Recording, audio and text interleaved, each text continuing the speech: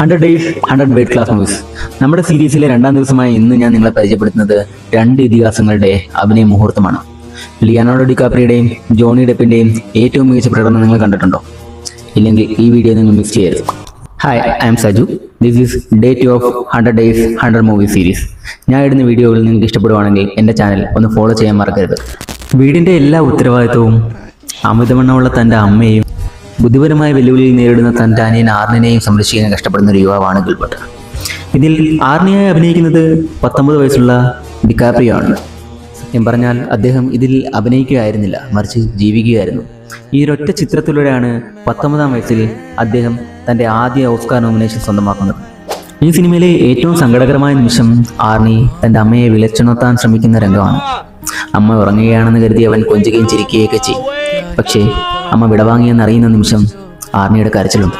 അത് ഏതൊരു മനുഷ്യൻ്റെ ഹൃദയം പിളർക്കും.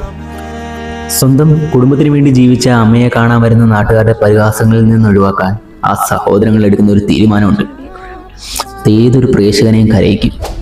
കുടുംബം എന്നാൽ എന്താണെന്നും സ്നേഹം എന്നാൽ അത് എത്രത്തോളം ത്യാഗമാണെന്നും ഈ സിനിമ നമ്മെ പഠിപ്പിക്കും.